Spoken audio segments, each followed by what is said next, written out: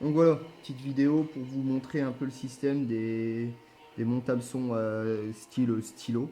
Donc en fait, ça c'est une machine que j'ai fabriquée, c'est fait avec un petit support d'établi, ça coûte rien.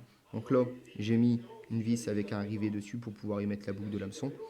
Là, c'est mon modèle à stylo avec un petit roulement et une petite manivelle d'un vieux moulinet Mitchell que j'ai récupéré dans le brocante. Ça m'a coûté 2-3 euros. Donc voilà. On va commencer par le système. Donc là, c'est un hameçon de 10 avec un gros fil fluo. C'est pour faciliter un peu la vision de la vidéo. Donc voilà. On va commencer comme ça. Donc on prend l'hameçon bien à plat. On le met au niveau de la pince. Donc là, on ouvre la pince. On serre. Voilà. On serre bien comme il faut, de façon à ce que ça ne bouge pas pendant la rotation. Voilà. Une fois qu'il est mis, c'est bon. Hop. Donc là, on prend le fil. Donc là, c'est un gros fil fluo. Vous pouvez faire ça aussi bien avec un 6 centième, avec un 8 centième, un 10 centième. Ça ne pose pas de souci du tout. Voilà. On fait une boucle. Donc là, on va prendre l'excédent. Hop là. Donc là, on va le mettre dans la pointe. Voilà.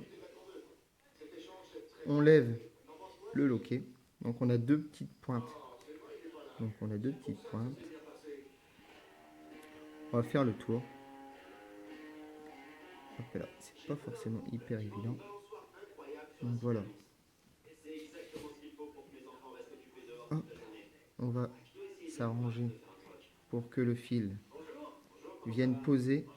Alors en fait il a fait le tour, tout simplement. Il a fait le tour et on va venir épouser la hampe, la tige de l'hameçon.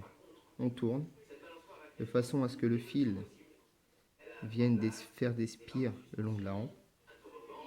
Une fois qu'il a fait un nombre de spires, bon là c'est du gros fil, donc on va en faire 5 ou 6, pas plus. Ça serait avec du 10 centièmes, vous pouvez très bien en faire 10 ou 8. Ça, c'est à la convenance de chaque pêcheur. Moi en moyenne j'en fais 7 à 10 par rapport à l'hameçon.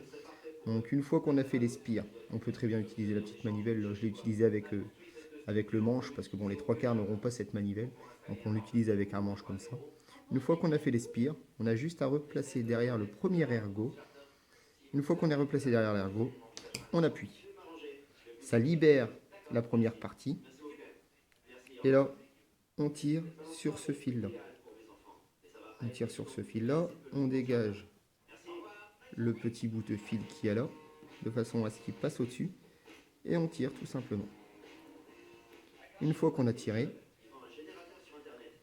on desserre